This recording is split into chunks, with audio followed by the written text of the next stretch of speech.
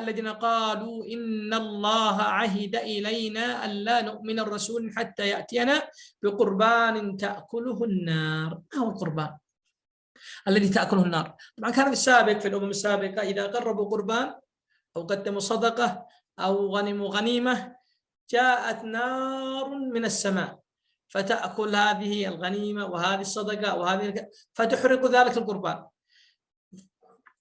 الإحراق لهذه الغنيمة دلالة على أنها قبلت.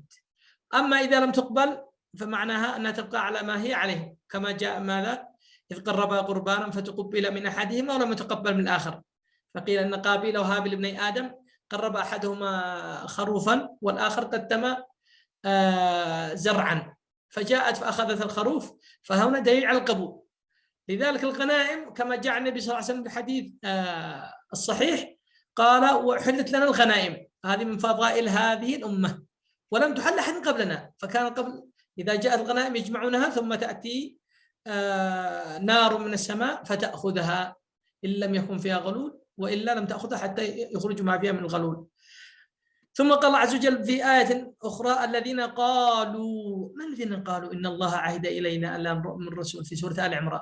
الذين قالوا هم اليهود، ألا نؤمن للرسول. قالوا هنا إن الله عهد إلينا ألا نؤمن الرسول حتى يأتينا بقربان تأكله النار. فهنا زعموا أن صدق الرسول إذا أراد يقدم ماذا؟ قربان. فإذا أكلته النار السماء فهو ماذا؟ صادق. طبعا الأنبياء جاءوا بمعجزات وعلامات مثل موسى وعيسى وصالح وغيرهم من الأنبياء، إلا أنهم كذلك عاندوا رغم المعجزات ورغم الآيات التي نزلت عليهم، إلا أنهم أصروا في عنادهم إلى أن جاءهم العذاب. قال الله عز وجل: حتى يأتينا بقربان تأكل النار. قل يا محمد، قل قد جاءكم رسل من قبلي بالبينات.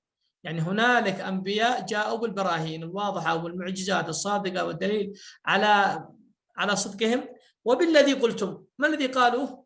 الذي قالوا أنه يأتي بقربان تأكله النار، فلما قتلتموهم؟ فإذا هم يعتبرون ماذا؟ كاذبين، فلم يؤمنوا بهم بل قتلوهم. فلما قتلتم إن كنتم صادقين.